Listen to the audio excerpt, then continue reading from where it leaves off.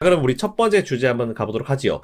분식회계란 무엇인가? 분식회계란 무엇인가? 아마 여러분들이 되게 많이 들어보셨을 거예요. 분식회계. 도대체 분식회계가 뭔데 저거 한번 있을 때마다 기업들이 휘청휘청 거리고 되게 이제 정신없이 왔다 갔다 하는지 솔직히 잘 모르겠다. 이러신 분들이 많은데 그래서 분식회계란 무엇인가? 일단 여기서부터 출발해 보도록 하겠습니다. 자, 요런 기사가 나왔어요. 분식회계 의혹. 유벤투스 승점 15점을 삭감하는 중징계 3위에서 10위로 추락을 했다. 이탈리아 세리에이죠. 세리아라고도 부르는데 세리에 A의 명문 구단입니다. 뭐 파라티치 현 토트넘 단장도 연루가 됐다라고 하는데 제가 잠시 후에 설명을 드리겠지만 일단 유벤투스라는 이탈리아의 정말 명문이에요. 정말 명문이고 잘하는 축구 구단이고요. 여기서 이제 분식회계 의혹이 나왔습니다. 나오면서 사실 되게 관련된 사람들이 지금 다 징계를 받을 만한 그런 상황이 됐었고요. 이탈리아 축구협회 이름이 이제 FIGC라고 있어요. 이제 거기서 이제 연방 항소법원이 연방 검찰청의 항소를 부분적으로 수락해서 승점 15점 부분적으로 수락을 해서 승점 15점 삭감의 판단을 내렸다. 나아가 유벤투스 전 현직 수뇌부 등 운영진 11명에 대해서 자격정지를 선고한다라고 이제 일단은 얘기를 했어요. 이탈리아 축구 연맹에서 나왔는데 당연히 바로 항소하겠죠. 항소했고 일단 이렇게 됨으로써 구단 수뇌부들 특히 이제 경영진들 수뇌부라고 하면 보통 경영진들, 보드, 이사진들 뭐 이런 사람들 얘기하는데 짧게는 8개월, 길게는 30개월 정도의 어떤 활동 정지 징계가 나오게 됐어요. 문제가 뭐냐면 여기에 이제 그 파라티치라고 이분이 분식회계가 있었던 그 당시에는 유벤투스의 단장이었는데 그 이후에 유벤투스와의 계약이 끝나고 현재 지금 토트넘 하스퍼 이제 손흥민 선수가 있는 손흥민, 해리케인 이런 이제 명문 구단이죠. 이제 현재 지금 프리미어 리그에 이제 토트넘 하스퍼의 단장이에요. 그렇기 때문에 이 사람이 만약 이게 확정이 되게 되면은 짧게는 8개월, 최대 30개월 정도의 활동 정지가 내려지게 됩니다. 그리고 파라티치가 어쨌든 단장이고 경영진이기 때문에 이 사람이 이렇게 있었을 때 분식회계 의혹이 나오면요. 이거는 계속 따라가요. 그래서 파라티치가 하고 있는 그 구단의 재정 상태는 좀 디테일하게 봐야 된다. 아마 제가 봤을 때 프리미어 리그 쪽에서도 지금 뭔가 토트넘 하스퍼에 대한 재정적인 문제나 뭐 재무제표를 좀 찾아볼 수도 있고요. 뭐 이런 게 항상 참고가 되기 때문에 경영진들이 어떤 과거의 실수가 아니죠. 어떤 과거의 행태를 했는지 사실 이 부분이 진짜 중요하거든요. 그래서 어쨌든 이거는 우리가 일반 기업 투자할 때도 마찬가지니까 뭐 참고해 주시면 될 것 같고요. 일단 당시 수뇌부들에 대한 중징계를 피하기가 어려울 것 같다라는 그런 얘기 나오고 있고 일단 당시 유벤투스 단장이었었던 파비오 파라티치, 현재 이제 토트넘 하스퍼, 이제 요 분이 30개월 자격정지 징계를 받았네요. 예, 받았습니다. 그리고, 안드레아 아니엘리죠? 이분 회장인데, 이분은 2년 받았고요. 그리고 파벨 네드베드 되게 유명한 축구 선수죠. 뭐 잠시 후에 제가 보여드리겠지만, 이 전 부회장, 네드베드가 전 부회장이었는데, 8개월의 징계를 이미 받았습니다. 그리고 현재 유벤투스 단장 같은 경우도 16개월간 이제 축구와 관련된 모든 활동이 금지가 된 그런 상황인데요. 어쨌든 토트넘 하스퍼도 좀 문제가 될 수 있겠네요. 어쨌든 이게 굉장히 좀 중요한 어떤 그런 부분인 것 같은데, 어, 요렇게 기사가 나왔어요. 이제 보통 우리가 분식회계라는 걸 우리가 생각을 해봐야 되잖아요. 기사 내용 그 뒤에 있는데, 일단 먼저 우리가 분식회계라는 걸 먼저 한번 어떤 건지 한번 우리가 먼저 생각을 해보고, 네, 진행하도록 하겠습니다. 자, 분식회계, 이거를 사실은 분식회계라는 건 요 뒤에 보시면요. 한자예요.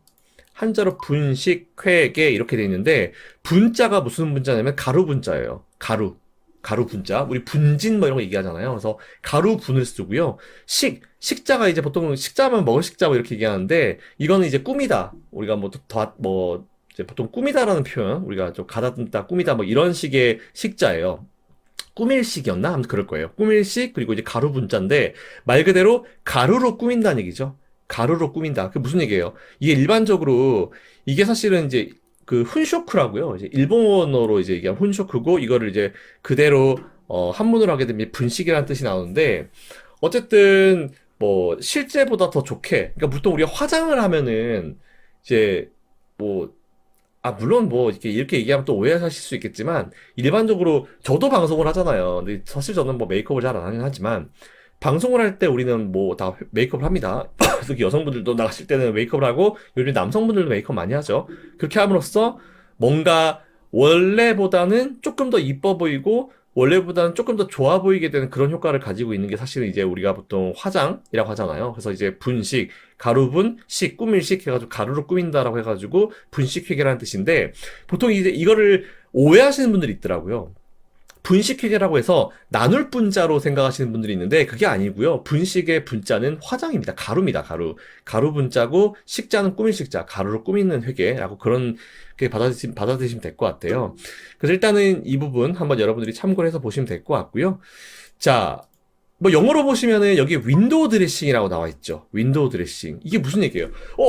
윈도우 드레싱 이야기 되게 많이 들어봤는데 뭡니까? 우리가 보통 윈도우 드레싱 효과, 분기말 윈도우 드레싱 효과, 연말 뭐 윈도우 드레싱 효과 이런 얘기 되게 많이 하잖아요. 뭐냐면은 윈도우 드레싱 말 그대로 드레스가 이제 옷을 입혀놓다 이제 드레스가 이제 옷이잖아요. 근데 그게 드레싱 하면 옷을 입는 건데 윈도우 드레싱 즉 우리가 보통 백화점을 여러분들이 가봐요. 백화점을 가보시면은 거기서 이제 막 그런 경우 되게 많으실 거예요. 저도 그렇지만 백화점에서 봤을 때는 이 옷이 진짜 이뻤어.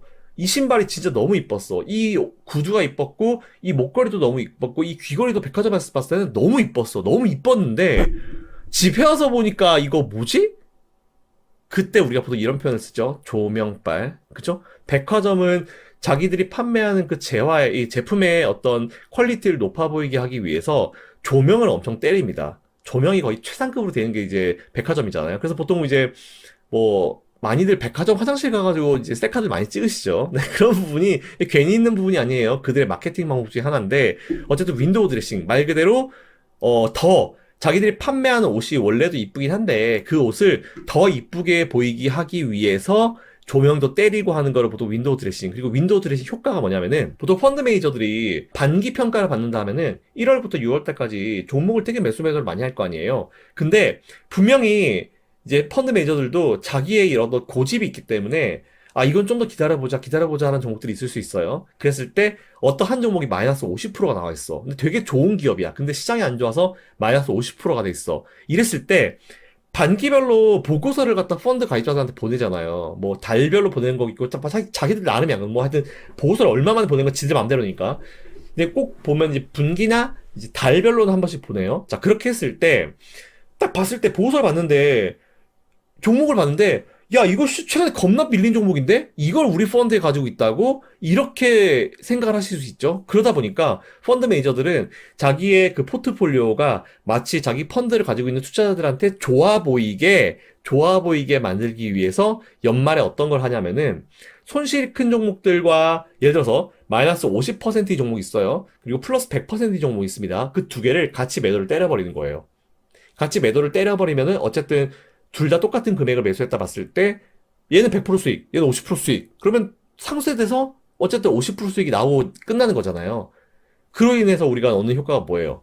마이너스 50%대가 사라지는 거죠. 그래서 딱 보고 펀드에 어떻게 보면 이제 신뢰도를 좀 지킬 수 있는 그런 효과가 있는데 그에 따라서 분기나 반기별로 봤을 때 매도가 나온 종목도 있지만 윈도우 드레싱 효과로 오히려 더 매수가세가 많이 들어온 효과 그런 것 때문에 보통 이제 윈도우 드레싱 효과다라는 표현을 쓰는데 분식 회계를 영어로 윈도우 드레싱 세트먼트라고 표현합니다. 그래서 이제 그거 참고하시면 될 것 같고 다시 말씀드리지만 분식할 때 분자는 나눌 분자. 예를 들어 뭐 이중장부 이런 얘기도 많기 때문에 분식을 뭐 나눌 분자라 생각하시는 분이 있는데 아니다. 가루 분자다. 가루 분자 그리고 꾸밀 식자. 가루로 꾸미는 회계다. 말 그대로 원래 자기들이 가지고 있는 회사의 어떤 재무 상태보다 더 좋아 보이게 만드는 그게 분식 회계다라고 좀 생각하시면 될 것 같습니다. 자, 그러면 다 지우고요. 잠깐 우리 축구 좋아하시는 분들을 위해서 제가 축구를 되게 좋아하기 때문에 자, 볼게요.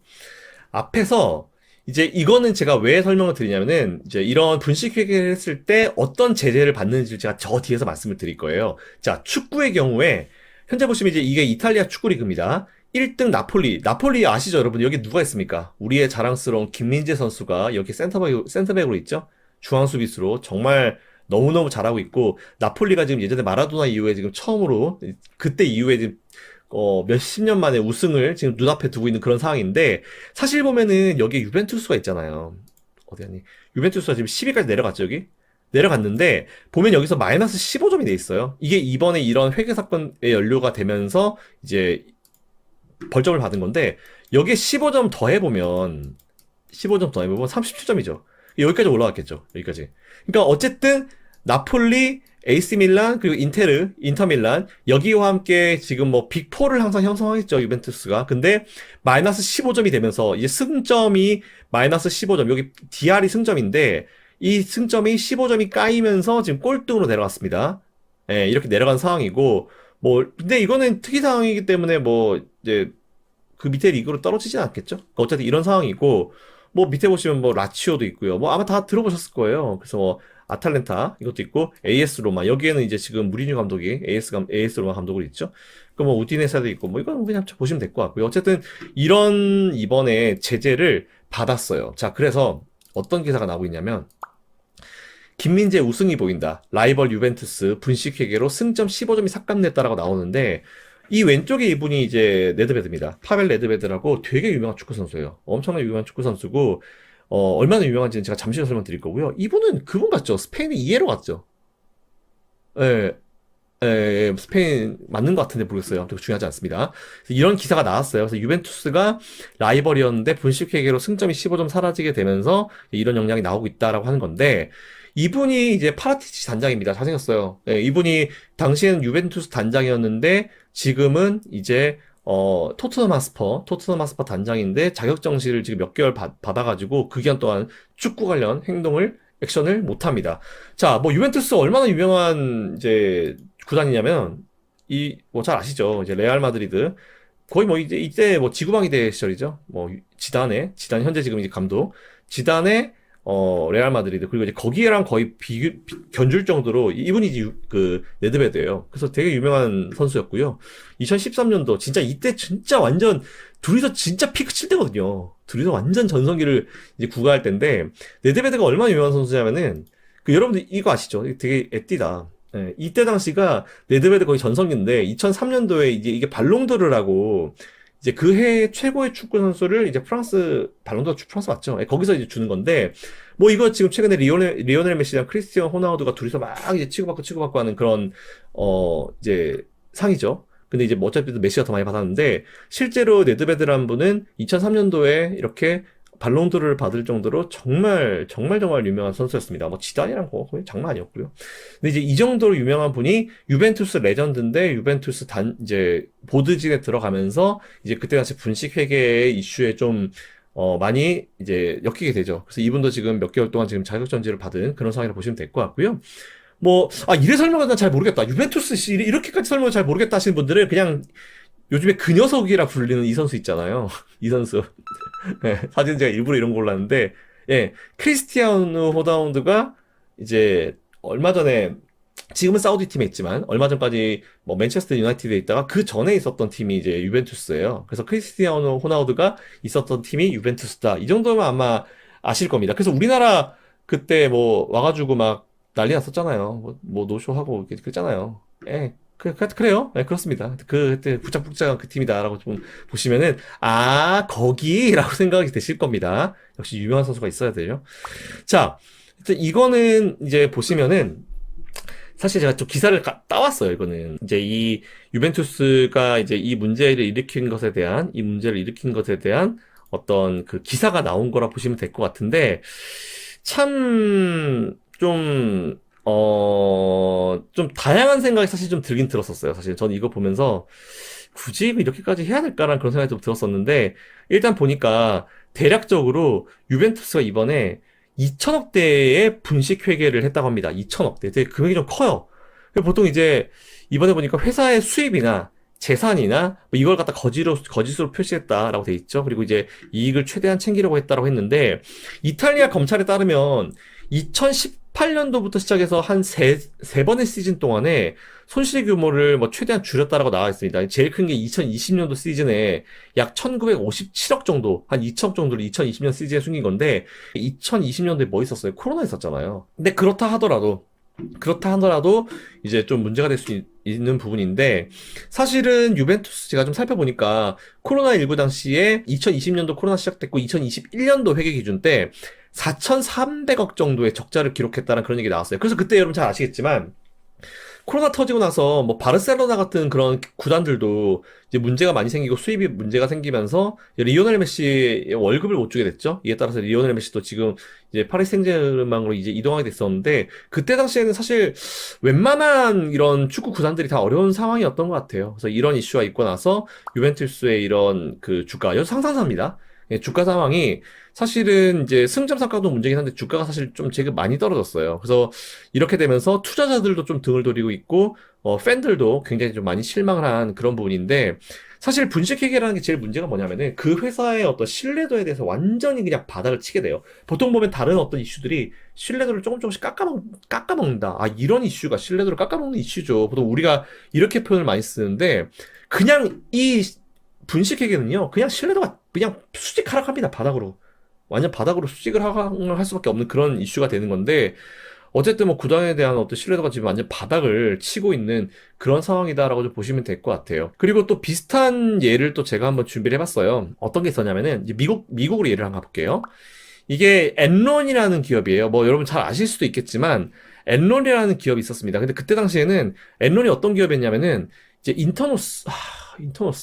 인터노스랑 그 휴스턴 내추럴 가스라는 그 두 개의 기업이 합병해서 이제 엔론이라는 기업이 나왔는데 사실 그때 당시에 회사를 좀 키워보겠다라는 그런 요량으로 보통 이제 이게 사실 제가 M&A를 하잖아요. 제 보dom이 M&A잖아요. 그러니까 M&A를 할 때 저희도 두 개 시켜놓으면은 합병 시켜놓으면은 사실은 되게 큰 부담을 느끼거든요. 왜냐하면은 합병을 할 때 당시에도 굉장히 양쪽 주주들을 달래야 되고 합병 비율도 말이 많을 수 있고 되게 말이 많아요. 근데 그때 당시에 저희가 합병하면 여러분들이 가지고 계신 주식에 대해서 분명히 주가도 많이 올라갈 거니까 그런 부분은 걱정하지 마시고 저희 믿으십시오 하면서 주주들을 엄청 달래요. 그러면 합병이 완료가 됐을 때 그 이후에 스트레스가 뭐냐면은 어쨌든 이간에 주가 부양을 시켜야 되고 기업을 계속 성장시키고 이런 모습을 보여야 됩니다. 페이퍼를 보여야 되는데 이런 부담이 있으니까 사실 그때 당시에 이제 회사를 키울 요량으로 이제 부패 청산을 위해서 사실 그때 CEO가 제프리 스킬링이라는 사람이었었는데 그때 당시 그 사람이 이제 선택한 방법이 분식회계였어요.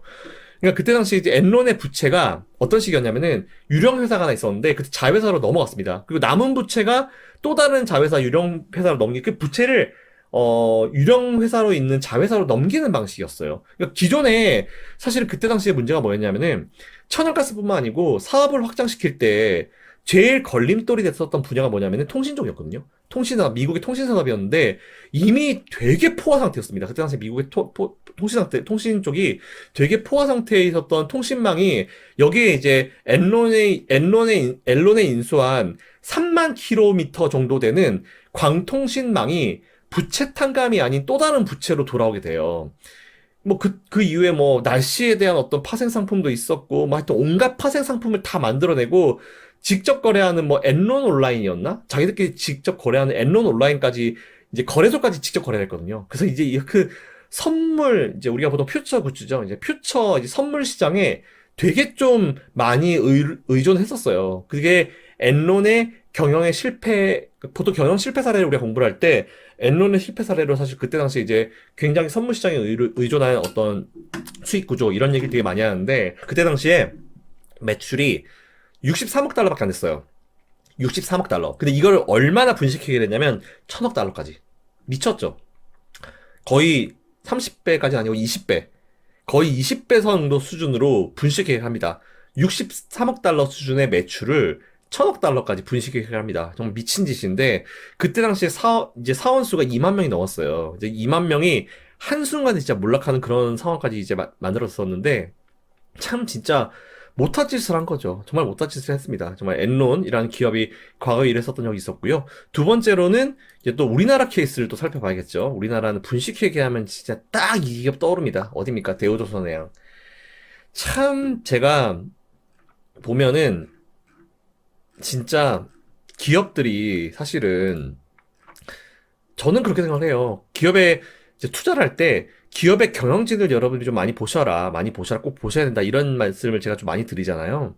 근데 당시에 사실은 저는 이제 대우조선해양을 이제 그때 당시에 관심조가 있긴 있었습니다. 관심조에 있었기 때문에 좀 공부를 하다가 대우조선해양이 뭔가 이거 되게 이상한데? 라는 생각을 사실은 한 적이 있었어요. 이게 대우조선해양의 2조 7천억이라는 분식회계 정황이 발견됐다. 조작된 실적으로 뭐 2천억의 성과급을 지급했다. 라는 이런 내용인데 제가 이거 살펴봤습니다. 여러분들 좀 보여드리려고 준비를 한번 해봤는데요. 제가 그때 당시에 대우조선해양 이거를 어디서 이제 이거 되게 이상한데? 라는 걸 알았냐면은 여러분 잘 보세요. 지금부터 잘 보셔야 됩니다. 이거 하나하나 좀 집중해서 보시면은 나중에 여러분들 비슷한 케이스를 만일 뭐 겪으시지는 않을 거예요. 뭐 비슷한 케이스를 겪으시지는 않을 텐데 그래도 나중에 참고하셔가지고 보실 수 있으니까 이건 한번 꼭 보세요. 지금 여러분들이 투자하고 계신 종목들이나 뭐 이런 기업들 같이 같은 느낌으로 한번 보셔도 되니까 그것도 네, 한번 꼭 공부를 해보시라는 말씀을 다시 한번 좀 드리도록 하겠습니다. 자, 제가 그때 재무제표 이건 이제 금감원전에서 다트입니다. 다트에 나와 있는 내용이고요. 여기서 제가 어디를 했냐면은 여기 보통 이런 식으로 나와 있어요. 그래서 첨부 파일에 감사보고서가 있거든요. 이게 언제 거냐면은 2015년도 3월 16일 날 발표된 거예요. 감사보고서 가보겠습니다. 보시면은 쭉 내리면은 이런 내용이 있어요. 밑에 보면은 이제 재무상태표죠. BS죠. 이제 뭐 자산이 있고 뭐 자산 총계, 부채가 있고 그리고 자본금까지 있잖아요. 보통 일반적으로 이거 하나 그냥 그리고 갈게요. 자, 자산은 이건 뭐 다 아시죠? 자산은 자본과 부채 합이에요. 이건 뭐 기본인데 정말 쉬운 겁니다. 이거는 부채 합입니다. 자, 이거를 우리가 딱 옆에 제가 딱 놔두고 갈게요. 놔두고 자산은 자본과 부채 합입니다. 자, 근데 제가 그때 이거 뭐지? 이거 진짜 모르겠는데? 제가 진짜 이거를 정말 투자하고 싶어서 미치기 직전이었으면은 이거를 아마 전화를 해서 물어봤을 정도 수준으로 진짜 좀 이해가 안 되는 게 있었어요. 이때 당시에 제가 진짜 의심했던 게 뭐였냐면 딱 이 부분이었어요. 이게 뭐지? 이게 뭐지? 딱 요 부분이었는데 뭐냐면은 여기 항목 보시면요. 이게 좀 어려울 수 있는데 여러분들 그냥 들어보세요. 들어보시면 괜찮아요. 제가 최대한 쉽게 설명할게요. 이때 당시에 매출 채권 및 기타 채권이라는 항목이 있었고요. 미청구 공사가 있어요. 미청구 공사. 지금은 사실 이게 내용이 바뀌었습니다, 여러분들. 이게 내용이 지금은 이것도 좀 TMI이긴 한데 그래도 알려드릴게요. 이게 이름이 바뀌었으니까 공부하실 때 찾아보실 때 헷갈리실 수 있으니까 요즘은 이게 계약자산으로 바뀌었어요. 자, 이때 당시에는 이제 이 과목 자체가 미청구 공사였는데 지금은 이제 계약자산이라는 이제 계정으로 바뀌었습니다. 자, 보시면은 이때 당시에 참 이해가 안 됐던 부분이 자, 보시면 자산 총계가 지금 18조 정도 나오잖아요. 그죠? 근데 잘 보시면 유동자산이 이제 얼마입니까? 지금 한 12조 정도 되죠? 11조 몇천억 정도 돼요. 그리고 비유동자산이 7조 정도 됩니다. 한 7, 8조 정도 되죠? 이게 봤을 때 전반적인 자산 총계, 유동자산과 비유동자산 두 개를 합했을 때는 대략 18조 정도, 18조 정도 자산이 나오고, 그리고 18조 나오죠? 그리고 이제 부채가 9조 정도 나오고, 전체 비유동 부채까지 포함해가지고, 전체 이제 자본과 전체 합계를 봤을 때, 요런 금액이 나와요. 근데, 잘 보세요. 이게 매출 채권이란 게 뭐냐면은, 말 그대로 매출에 대한 채권을 내가 받는 거예요. 그러니까 내가 장사를 했어요. 예를 들어서 1,000원짜리를 판매했습니다. 근데 1,000원을 판매하면서 나는 물건을 주고 걔는 나한테 현금을 주면 다행이에요. 근데 보통 현금으로 그렇게 많이 쌓고 있는 기업은 별로 없죠. 그쵸? 그래서 보통 이제 그 단위가 큰 금액은 내가 이제 물건을 주면은 그 회사가 자기 회사 이름으로 되어 있는 채권을 발행을 해줘요. 그걸 보통 매출 채권이라고 하거든요. 그러니까 우리 채권은 그러니까 이게 똑같은 건데 이름이 달라요. 그러니까 내가 판매자예요. 판매자고 A라는 사람한테 판매를 했어. 그러면은 나는 판 사람이기 때문에 물건을 준 사람이기 때문에 내 쪽 계정에서는 돈을 받은 게 아니니까 매출 채권으로 지키는 거예요. 근데 이게 반대 사람 입장에서 나는 돈 못 받고 이제 채권을 받는 거니까 매출 채권. 그리고 반대 사람 나는 물건을 샀는데 돈이 없어서 우리 채권을 줬어. 그럼 우리도 이제 재무제표에 넣어야 될 거 아니에요. 그때는 매입 채무. 이쪽은 매출 채권, 이쪽은 매입 채무. 이렇게 들어가는 겁니다. 항목이 매출 채권, 매입 채무. 물건을 준 사람한테는 물건을 주고 돈을 못 받았으니까 매출 채권. 그리고 물건을 이제 받았는데 돈을 못 준 사람은 매입 채무. 이렇게 표현하는 거예요. 자, 어쨌든 이거는 회사가 받아야 될 돈이야. 받아야 될 돈. 받아야 될 돈이 여기 있어요. 근데 지난 이름으로 미천구공사, 지금 이름으로 계약자산이라는 이 70조라는 이 금액은 뭐냐면은 회사에서는 되게 웃겨. 일단 수익으로 인식을 했어. 수익으로 인식은 했는데 아직 청구는 못한 금액이에요. 아, 이거 내가 받을 돈이니까 뭐 70조 받을 거 있으니까. 700조 얼마입니까? 70조가 아니죠. 얼마요?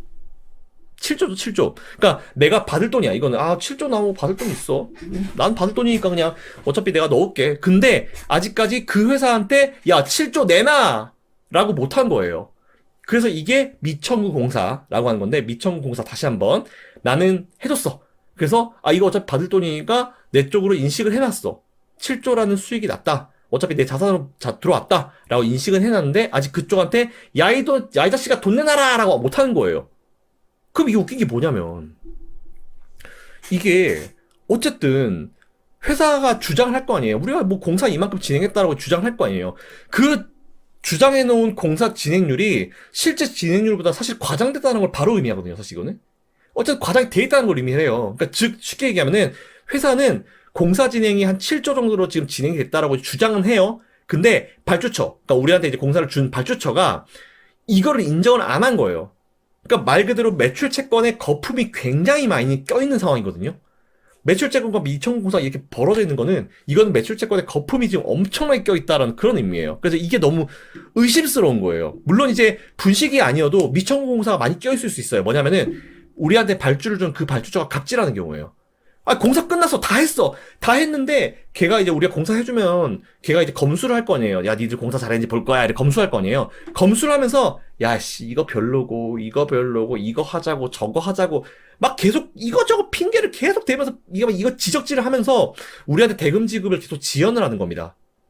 이런 경우가 꽤 있어요. 발주처가 뭐 갑질하는 경우가 되게 많아가지고, 이렇게 미처구공사가 많이 쌓여있는 경우도 있을 수가 있습니다. 근데 이거 같은 경우는, 잠깐 쌓여있다가 미천구공사가 잠깐 쌓여있다 금방 사라져요.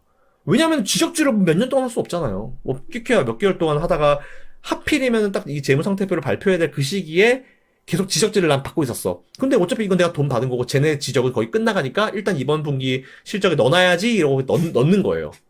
이런 경우가 있을 수 있습니다. 근데 대우조선해양 같은 경우는 제가 지금 14년도 거만 보여드렸는데 얘는 2012년도부터 거의 이 계약자산, 미청구공사 이 금액 자체가요, 정말, 어떻게 표현하면 기하급수적으로 쌓이는 거예요. 제가 항상 재무제표나 실적이나 매출을 보실 때 두세 번 정도 보시라 그랬잖아요. 연간 단위로도 한 2, 3년 정도 나아지는지 이걸 보시라 그랬잖아요. 뭐 차트도 두세 번 정도 바닥에서 올라오는지 이런 걸 보시라 그랬잖아요. 근데 2012년부터 12, 13, 14, 거의 2, 3년 동안 이 미청구공사에 대한 계약자산에 대한 이 비용 자체가 3년을 쌓이는 거예요. 3년을. 보통 사라져요. 앞에서 말씀드린 대로 정상적으로 발주처에서 갑질해가지고 지적질하는 거는 금방 사라집니다. 몇 달이면 사라져요. 근데 이게 몇 년 동안 쌓였다는 걸 우리가 의심을 해야 되거든요. 야, 여러분들. 그러면 지금 여러분들이 하셔야 될 게 뭐가 있겠어요? 딱 방송 들으시고 공부하신 다음에 여러분들 투자하고 계신 종목들 재무상태표 다 펴가지고 공사를 하는 기업들. 그런 기업들 같은 경우는 계약자산 미천구공사 금액이 최근에 2, 3년 동안 어떤지 한번 봐야 되죠. 이게 오르락 내리락 하는 경우는 그래도 좀 정상적인 상황일 가능성이 높습니다. 근데 그게 아니고 미천구 금액이 오랜 기간 동안 쌓여 있다는 거는 분명히 의심을 해볼 소지가 굉장히 높다라는 거예요. 아시겠죠? 자, 이상 여러분들이 재무상태표를 보실 수 있는 노하우 중에 하나를 제가 알려드렸다. 네, 라고 보시고 이거 되게 반복해 보십시오. 반복해서 공부하시라는 말씀을 드리겠습니다.